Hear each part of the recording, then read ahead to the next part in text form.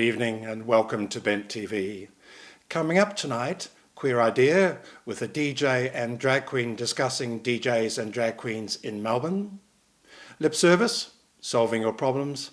But first, Squeal with the bearing topic, boobs out in public.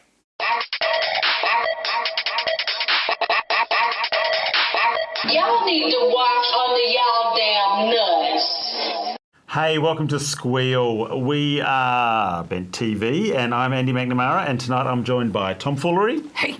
Jesse Dean, Connor Lingus and Lisa-Skye. Hi there. And we are talking about boobs out in public, the thing that's on everyone's lips. Let's start with Connor. What have you got to say? Yes. Yes, that's it. That's The whole thing. Thank you very much. No, I think it's great. I think it's ridiculous how in some countries, I think Australia, this is true, that men can walk around with their tops off and women can get arrested for that. Like, what? I lived in Europe for a bit and there's no nudity laws whatsoever. Like, my friend had a guy who just jogged naked down the street at 6 a.m. every morning. Yeah. No one cared. Everyone has bodies. It's fine. There weren't nude beaches and non-nude beaches. There were just beaches and you could do what you wanted to. No one's going to get scarred from seeing breasts. Like, everyone's seen boobs because everyone's been a baby. I think it's ridiculous. And this recently happened in New York. Yeah, Women said, why can't we go around in Central Park with our tops off when the guys are doing it? And the judge said, well, actually, there's no reason why you can't. And now there's a topless women's book club that meet in Central Park every weekend and read books with their tops off. With their boobs. Yeah. And some of the guys have pretty decent boobs that aren't much smaller than the ladies. You know, puff bros? Yeah. Those guys that they're not pudgy and they're not muscular, they're just puffy. And every time they've got their shirts off, I'm like, I want to punch his boob. I want to punch it. I want to punch it. Boob punch. Really difficult. Why do you want to punch them? With No, it's just I want to. Is that a kinky thing, or is it I am a top, but I just want to punch it. I don't know why. It's just like I'm a little Rottweiler puppy. I'm like, rah, rah, rah. They don't bounce back. They're not like those. Yeah, because they're hard. That's why I want to punch it. They'll probably punch you back. Yeah, I can take also that. Illegal. I'm a top who only dates tops. I can take that. I think you need to get some therapy, Lisa. No, all consensual. I'd say, sir. Oh, okay, good. That's all Puff right. bro, sir, may I punch thine boob? Okay. And he'd say, come at me, bro. I said, I will. And That's fine. You asked him first. Yeah. It's all good. Consenting. consent is all Okay. about. Right. And it'll be like Tassie Devil, just a cloud of punching. Other end of the table, let's get some boob views. Boobs. So when I was growing up, my mum used to have to check that I was wearing underwear. So I'm very much for. How did she check? Nudity. Did you I'm open a very much naked for house? nudity. So my household was very naked, as it was. Like, we used to go down to the beach, like, as we were kids and stuff like that. And like, the first thing my mum or my nan would do was strip us off. And then we'd be like, ah! It was lovely. You get to fool around naked in the beach waves. It's great. I spent a lot of time in the backyard naked, Yeah. very small, and I was sort of embarrassed by 2 freckles on my penis till I was about 10. We have like a family heirloom freckle, which is like just like next to, you know how you have like your little, your skin Mapatassi. bit, your Mapatassi. We all have this spot like on Flinders Island or something. we've all got Flinders Island, it's great. But like, yeah, nudity's great, it's heaps of fun. Cool. Mr. Foolery. Yeah, now, I get annoyed by this because, like you see, the men's can walk about freely with their tops off, but the ladies are restricted, and that has got to stop now. And who do we write to get it to happen? We must start a movement, like you say, the book club, Victorian ladies, The shirt boobs out. ombudsman. And should It's time. nudity be anywhere? Like in Germany, there's a lot of naked hikers who walk and then they'll You mentioned throw the something naked on jogging, they and I'm meet like, someone. I'm down for that. The only Naked problem lady is- jogging. In Australia, we do have spiders that can bite you and kill you. That's So why you maybe got to not run. hiking. You don't want to got get like a clam chomp. Well, it's not compulsory nudity, it's optional nudity where you can't get arrested for it. Oh, yeah, but so if if you're you're walking, like, optionally there's nude nothing wrong. in the bush and you get bitten, then that's Kind of your own fault. your own That's fault. why we If need you're gonna get safety bitten in it. campaigns to be like, hey, don't let a white tail bite your clam. Yes, true. What about, is there a bouncing situation for some ladies with no bra? Is that a problem? I not a personally problem for you. wouldn't go jogging. Apparently, if you don't wear bras for like a year, your nipple height will raise by like a few inches. That's bullshit. Wouldn't it go Because the down? muscles in your the muscles in your chest strengthen. So they will get really... And Oh, there you Does go. lift but that, like, bro? I'd imagine, maybe. I don't really need to work Do this you out. even lift? What is lift I lift shoes. I lift Does that count? things, plates. When I was 8, I used to live in the islands. I've lived a lot of places. I lived in a Pacific island. That's where they are, right? Which one? Niue. Oh, yeah. Niue, it's near Tonga. And all the kids, until they're about like 12 or something, run around with their tops off. It's just too hot, yeah. And I was about 8, running around with my top off, went swimming with my friends, and then one day they kind of went up to me and said, maybe you should start thinking about wearing a top. And I was like, what do you mean? They're like, well, you've got something going on. And I was like, so? What's your problem? I'm 8. Are you trying to insinuate something? And I said, fuck you. I'm going to wear whatever I don't want to. 78-year-old, then mic drop peace sign. Woo! So I got on board with this toplessness from a very young age. I am completely with that. I'm a bit of an exhibitionist. A lot of my shows are very naked. Yeah. Generally, nude. And like I used to live in a corner apartment on like the 8th floor. It was all windows, and I used to just take great pride in wandering around my apartment naked with all the windows open. I don't even think it needs to be a look at me thing. I think that it shouldn't. It's hot. Take your top off. It's hot. I'm sweating. I'm uncomfortable. Yeah. Take my top off. The only problem would be is the guys, the ones that yell out the cars, show us your tits, love. Be like wouldn't Christmas yell. for them, Well, right? but they wouldn't, there's no point in yelling it, is there? If No, the tits but are I'm out? like, the staring, that's not so cool. From the ladies' side of things, I don't think the lady would like to be stared at so much. We need to put zinc on our nipples, though. That too. Because Oh, yeah. the Australian Top sun Vaseline. kills you. Burnt nips But no Vaseline good. will burn. It's an oil. Maybe that was for something else. That's for something That else. was That for heat fun. rash. That was for entertainment. No, Vaseline is for heat rash. That's if you're you trying to get sweat a PVC lot, on. If you're wearing something tight and you're sweating a lot, you got to put Vaseline on your bits. Do you, So don't get Not those bits. But I suppose if you're not wearing anything, then that's a bad Some- idea. zinc it. SPF. some drag 50. kings do binding and Yeah. flatten their boobs. Are there bad I effects got- from that? I got these guys going on. I have guys going I put little cotton pads over my nipples. Wow. Yeah. I don't. Because I don't know if you can. Let's get this out. So we're going to get ripped after the show? Pretty much, but it gets pretty. Like usually I do shows, and like it's pretty sweaty once I'm taking this off. Like it's like They kind of just fall off because But the tape's just so. I think maybe we need to go for like a run or something after this, because this is Yeah. going to be still sticky. It's going to hurt like a Yeah, bitch. I'll run with you Yeah. outside. Yeah, I'll get down the street. I'll get down We'll a have a block and shower. I'll be like, I'm Yeah. coming. Stop. Yeah, we'll talk. Wow. Yeah, and you'll just be like, what are you talking about? I mean, it's hot outside, though, at the moment. We could just grease you up instead. This is true, but I burn. Maybe like, we I'm could really start the movement pale. today. Yeah. Sure. Right after the show. This is the first show I've ever heard someone talk about taking the tape off their boobs, I must say. I'm very impressed. Yeah. You have been watching Squeal. We have had fun. We hope you've had fun. We'll see you next time. You're watching Bent TV. After the break, Queer Idea, where our guests Regina Rimswell and Jake Cini discussed DJs and drag queens in Melbourne.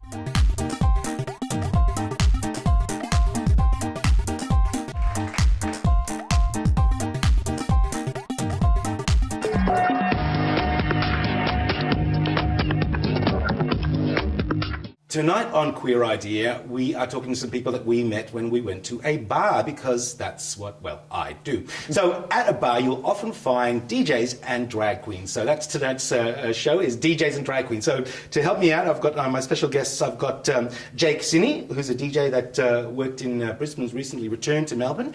And I've got Regina. Well, for a $2 coin, you can call me anything, really. Okay, we'll go with Regina Rimswell. Regina rims very well. And we're going to talk a little bit about drag in bars nowadays.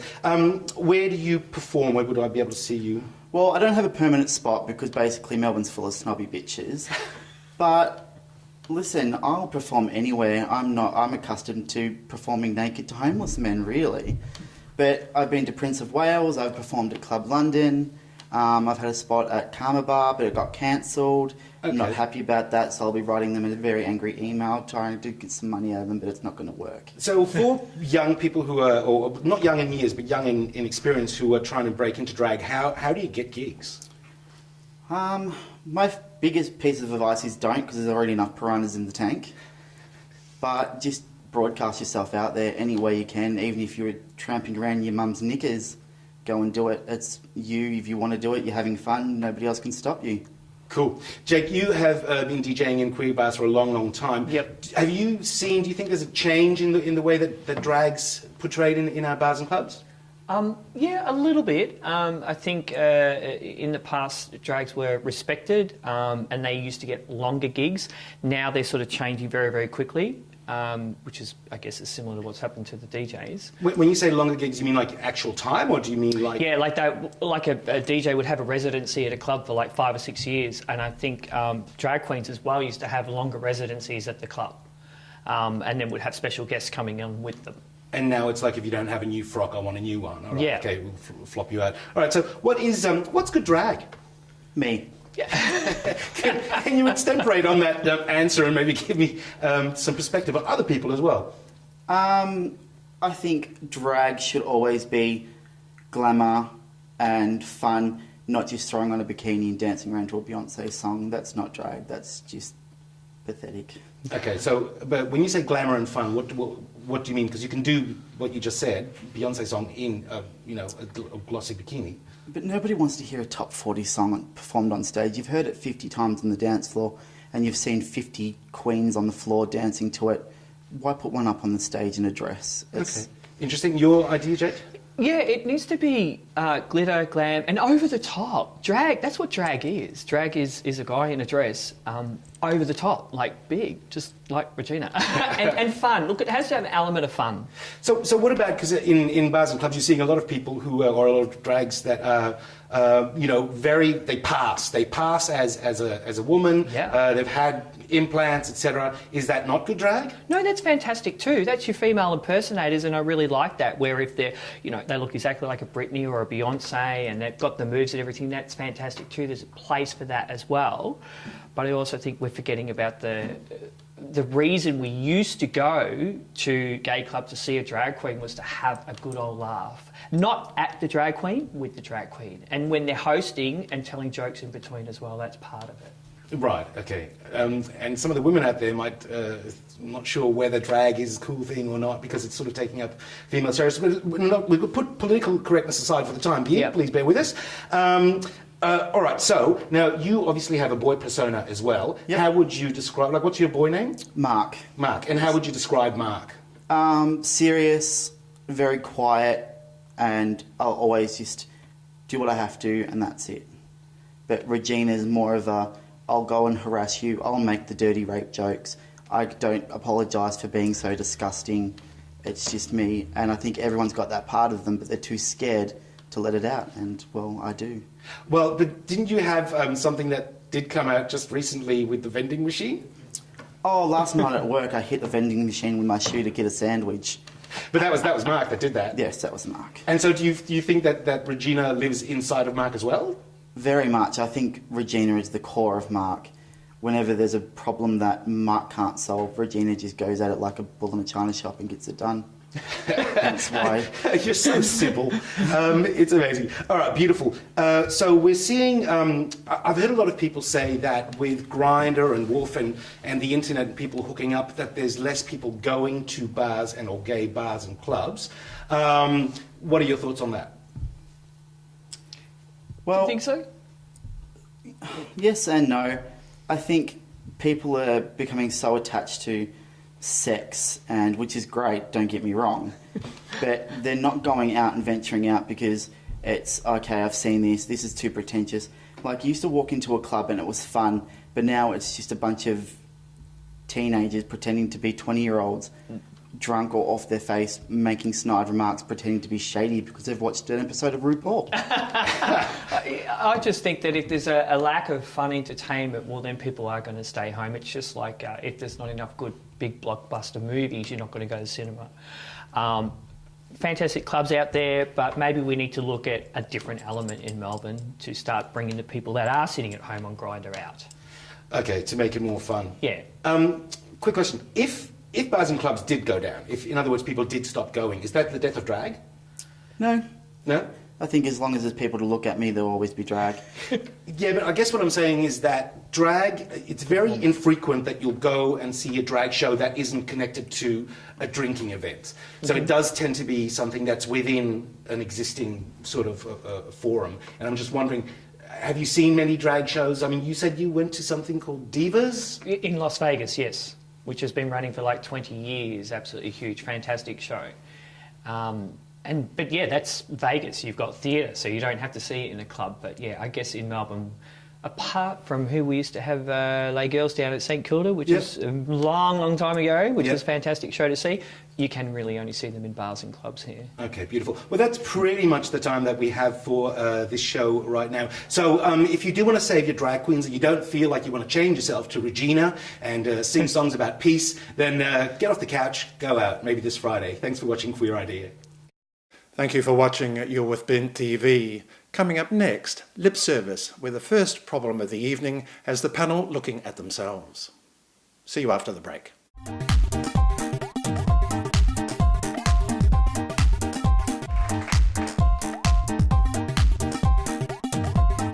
Think before you speak. I just got the last time I told you. I heard that. Your mother told me that you told her the secret. I told you not to tell me.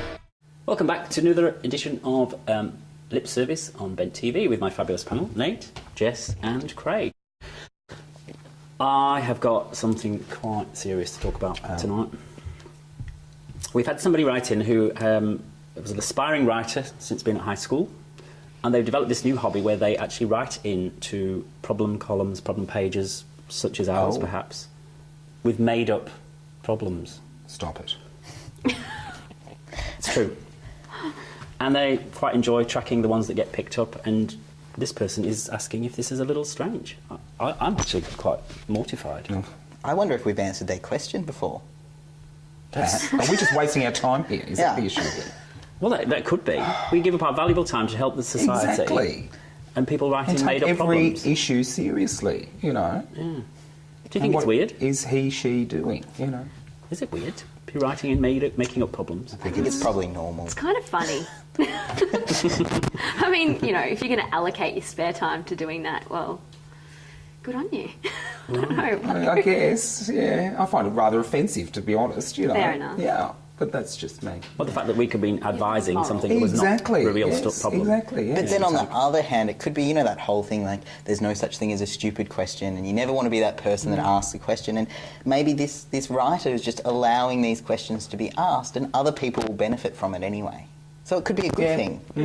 Could be making the world a better place. Yeah. So it's like the person who asks that, my friend. Yeah. They're actually talking about themselves.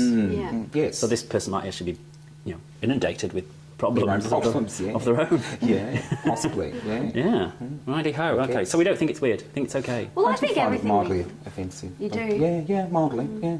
When there's serious issues that need to be discussed and people with real problems, you know. Yes. But, you know, like you say, maybe they're asking the questions that everyone else has on their minds. True. Perhaps. How do we know, then, questions when she's writing, she's writing these letters saying? That's what I'd like to know. Questions like, for example, this young man who's 23, he's decided he's gay and he's struggling to meet people. What would we advise this young man? Is this a real issue? Well, I don't know. We don't know. We might as well just throw them all away. Well, now that you've brought this up, I don't know how to feel about all these issues. Well, look, 23-year-old young man, you know. There's a nice gay scene in Melbourne, a live gay scene in Melbourne. Get out there and I mean, there's also technology, isn't there, Nate? Yeah. But they might not be, because they might not be in Melbourne. They might be. That's exactly right. Yes, that is true. But please explain the technology to me and to our viewers who might not understand. Well, there's a thing called a computer. Right. Yeah. Computer. Yeah. It's a machine. No. Or there's a thing called an iPhone, and there's apps you can get, and the apps are great, aren't they, for connecting in with people and you know. And generally a bit sex-driven, though, those apps. So what is our 23-year-old after? Well, do you it's think? meeting friends. People, friends. Getting out there, feeling comfortable with himself. Or he could be after just, you know. Well, he could be. He didn't sexual specify. Experience. No. And nothing, you know, makes a friend like sex. Like, really. Or loses them. Yeah, exactly. So it's, you know. I see. So your advice from the old school I think idea. old school ideas, big city. If you're in the city, young man, get out there and young man. Get young man. and hit the clubs, man. Go to the that's what I say. YMCA. Yeah, YMCA. Or go on the computer, computer device, machine, and search for gay social clubs, gay social events, and then put your location. See if there's anything around. Maybe meet some people that way. Yeah. So it really depends on what he's after. Yes. Really, if he's wanting to make friends or find sexual partners, or probably a bit of both. What about Jess? Anything, yeah, no, I agree. I think there are a lot of opportunities out there. It's just about finding them and searching, and he'll sort it out, or she'll sort it out. Okay. Well, the next problem actually, which may have been written by that same person again, I'm not sure, but this relates to one of the those various connecting technologies such as Grindr. Now, there are a couple. Tim has written into us, and he's finding his boyfriend, his partner, on Grindr an awful lot of the time. He says it's just to make new friends. Do you think it's okay if you're in a relationship to be still actively contacting people on Grindr? Once again, this is not my area of expertise, but is Grindr a sort of cheating on your partner? That's the question, isn't it? I don't. Or do they have the arrangement that's fine? It depends what you're using it for, because just because you're on Grindr doesn't mean that you're going to be using it like you're actually going to meet up with people. You could just be on it, and you could be just, aloof. And just looking for recipes and knitting. Well, yeah. Or just chatting and trying to have a social interaction of some sort, That is not sexually based. I don't know. I don't know. I think it hints a bit at infidelity. My limited experience of Grindr, it tends to be Very quite limited. sexually orientated. Right. So it's pickups. Yeah, there's not much recipe swapping, to be honest. Yeah, maybe they should talk to me. Yep. Are you on it? I have been. I gave out some recipes cheese for scones. some cakes. Yeah. You get much taken? Yeah, you did. Good. Oh, that's nice. Lovely. Any other experience of these kind of things? I don't know. I guess you've never used any kind of internet. Gaydar once, I think. I had a date. Gaydar once. Yeah. I One date. remember on Gaydar many years ago. I'm very old school. I like to, meet people and talk to them in face to face. That's my thing. But if someone's using Grindr for these purposes, what is missing from the relationship? Perhaps that's the issue here. Perhaps they need to work out what exactly is lacking in the relationship. Do you think these kind of technologies are, perhaps changing the scene? People, I guess, in one period in history, not that long ago, people would have gone out, looking to meet people. In the good old days. Yes. It's a more instantaneous connection, isn't it? Yeah. Using It's the specific, apps. isn't it? You can be specific about what you want and who you want and how the social interaction transgresses. I think that's good in a way, but the element of surprise is missing. The unveiling, revealing. Unveiling? Unveiling, I think is what you're looking for. Yeah. Okay. Well, there you go, Tim. We're just concerned if your boyfriend's on Grindr all the time, there may be something missing from your relationship. So check it out. Next time, we'll see you on Lip Service. Thanks very much for watching. That's our show for tonight. Thank you for watching. Don't forget to visit our website to see past episodes, find out about volunteering, becoming a member, and sponsoring of Bent TV. Until next week, good night.